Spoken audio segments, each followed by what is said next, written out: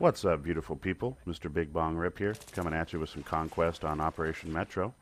Do not change your TV settings. Your TV is not wigging out on you. Just messing around with some of the effects on this free editing software program I'm checking out. But wanted to talk to you guys today about the new DLC dropping this coming right around the corner next month, Close Quarters. I'm pretty excited about it. It looks like it's going to be a lot of fun.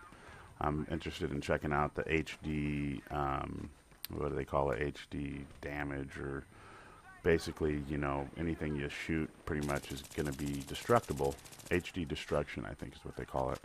And so that's going to make it pretty interesting and kind of help out, I think, with it being so close quarters. I think some of the stuff that's going to be blowing up, like plaster off the wall and blowing walls down and, you know, turning everything into rubble is going to kind of help change the battlefield, of course, so it's not always going to be the same camp spots. I think you'll be able to destroy camp spots. A lot of people are worried about someone coming in and, you know, camping with a shotgun, or, you know, I've seen all kinds of different responses in the forums, and I think that them adding the HD destructibility to it is going to kind of change the tide in that and kind of keep it from being so one-sided if you were to camp, per se.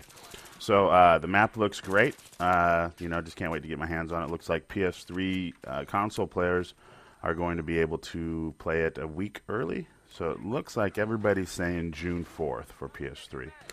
So I don't know how accurate that is, or, you know, if that's been confirmed yet or not, but that's kind of the general thing I'm seeing in some of the Battlefield 3 forums. So that's exciting. That's just right around the corner. Not much longer to wait on that. And then, of course, we got 2 more DLCs coming out. You know, not far behind those. We've got Armored Kill. That one's going to be coming out in the fall. And it looks like it's going to be pretty badass. I mean, they're going to have the biggest map they've ever made for the Battlefield franchise. They're going to have movable artillery, different tanks, ATVs. It's going to be pretty epic. There's been much talk about whether or not they're going to be beefing up the players instead of 12 on 12. I think that, you know, with a huge map like that, might not be real fun, kind of boring running around 12 on 12. So who knows? Maybe they'll do 24 on 24 for that, and maybe only that map only. I don't know how it's going to work, but at any rate, I would definitely want to see, you know, at least 16 on 16 to make it, you know, more interesting and not, you know, really searching hard for people to kill. But on another note, right after that is Endgame coming in winter, and there's not much talk about that one. They're kind of tight-lipped about it, and you know, I understand the reasoning behind that. Anticipation sells, so more kudos to them. I'm happy with the Battlefield 3 franchise. You know, they're the most decorated game out there. Over 100 awards, including Best Action Game, Best Online Multiplayer Game. Machinima's calling it the best shooter. So, you know, I haven't been disappointed. Initially, when the patch first dropped, there was a few things that I thought I was upset about, but it was just me needing to take the time to adjust to them.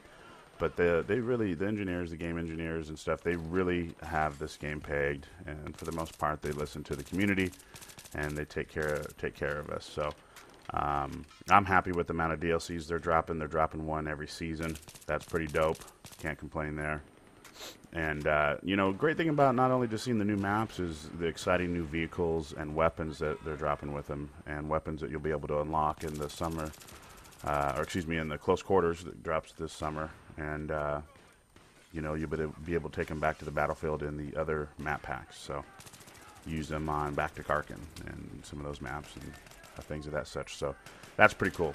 Keeps the game fun, keeps it interesting, and I don't know which one I'm anticipating more. I do like close combat fighting, where, you know, you're just limited to your weapons, and you don't have a tank to go in there and tank boss people, or a chopper to go in and really do some chopper rape, which I enjoy doing all of those things. Of course, nobody likes it when they're on the receiving end. But really, when you're bringing it down to weapons on weapons for the enemy team against you, it's a battle of wits for the most part. So I enjoy that. So yeah, June 4th, PS3. Keep your eye open for as soon as that's available for download. I'll be definitely eagerly awaiting that.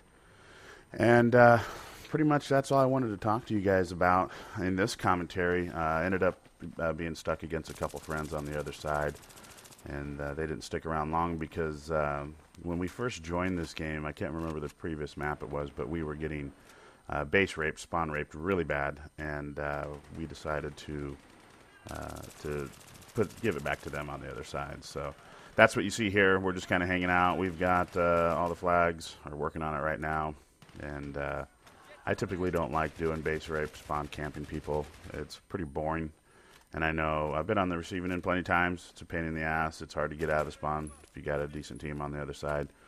And, you know, people start leaving, and then before long, these guys stuck around. So we all stayed. But usually the other team, 4, 5, 6 guys take off, and, you know, there's not much on the other team to do. So it gets quite boring. That's why I think most people, you know, instead of being a sucker fish, just you know, let them come out, man. Let them come out, take their home flag, and then go in there and, you know, try and fight for the flag back and rape them. But at least give them a little bit of berth. That's just my rule of thumb. People are going to play how they want to play. They paid the money for the game, and so be it. That's your choice. But I still think it makes you a sucker fish. So, you know, whatever's clever. So yeah, why don't you guys leave in the comments what you're most excited about for the newest DLC drop in close quarters. I'm kind of interested in seeing what people's thoughts are. I've got a general conception from reading the, you know, the forums and the battle log, but yeah, just kind of want to see what maybe some PS3 console players are thinking. PC guys, you know, they seem all pumped for it, but console players are kind of seem like they're teetering and may not want to purchase close quarters and are more anticipating armored kill. I like it all.